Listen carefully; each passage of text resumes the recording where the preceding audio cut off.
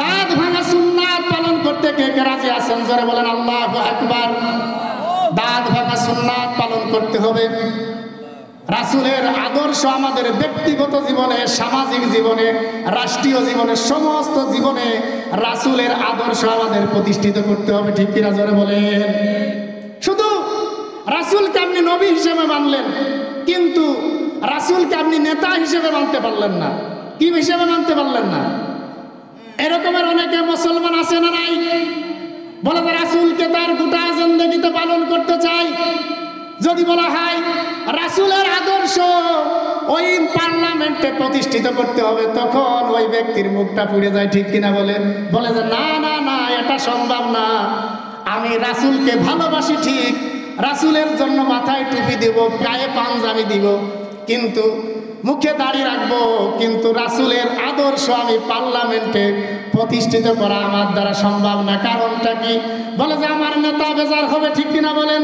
আমার সমাজের নেতা বেজার হবে, আমার দেশের নেতা বেজার হবে।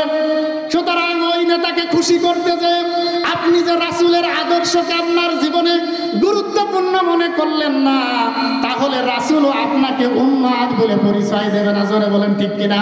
দিবে, পরিচয় দিবে। সুতরাং রাসূলকে যদি ভালোবাসতে হয়, সব কিছুর থেকে ভালোবাসতে হবে। একদিন রাসূল সাল্লাল্লাহু আলাইহি ওয়াসাল্লাম উমর রাদিয়াল্লাহু তাআলা আনহুকে বলতেছে, হে উমর, তুমি আমাকে কতটুকু ভালোবাসো?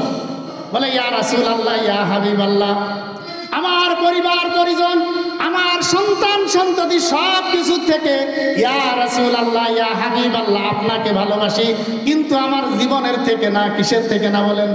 জীবনের থেকে না। এখন রাসূল বলেন, হে উমর, হে উমর, তুমি এখন প্রকৃত মুমিন হতে পারো নাই। কি হতে পারো নাই? লা ইউমিনু আহাদুকুম হাত্তা আকুনা হাব্বা ইলাইহি মিন ওয়ালিদিহি ওয়ালাদিহি ওয়ান নাসি আজমাইন। তুমি ততক্ষণ পর্যন্ত প্রকৃত মুমিন হতে পারবে না যতক্ষণ পর্যন্ত তুমি তোমার নিজের থেকে, তোমার পরিবার পরিজনের থেকে, তোমার পিতামাতার থেকে, তোমার সন্তান সন্ততিদের থেকে, তোমার নেতার থেকে, তোমার সমাজের নেতার থেকে, সব কিছুর থেকে যতক্ষণ পর্যন্ত না হে উমর তুমি আমি রাসূলকে ভালো না বাসতে পারবে, ততক্ষণ পর্যন্ত তুমি মুমিন হতে পারবে না।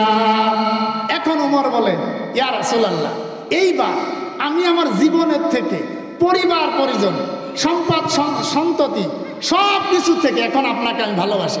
এখন রাসূল বলে, হে উমর, তুমি এইমাত্র প্রকৃত মুমিন হলে। এইমাত্র কি হলে? তুমি প্রকৃত মুমিন হলে। সুতরাং প্রকৃত মুমিন হতে গেলে শর্ত কি? দুনিয়ার সব কিছুর থেকে, যত তন্ত্র মন্ত্র আছে, দুনিয়ার যত নেতা নেত্রী আছে, সব কিছুর থেকে কাকে ভালোবাসতে হবে? যারা বলেন কাকে ভালোবাসতে হবে? আপনারা উত্তর দিচ্ছেন না, মনে হয় আমার কথাটা আপনাদের ভালো লাগতেছে না। তো উত্তর দিচ্ছে না ভাই। আমার আবার উত্তর না দিলে আমার আলোচনা করতে মনে চায় না। তাহলে শেষ করে দিই, শেষ করে দিই। তাহলে কি উত্তর দিবেন তো আমার সাথে সাথে? সব কিছু থেকে কাকে ভালোবাসতে হবে? আল্লাহকে। কাকে বলে? আল্লাহকে।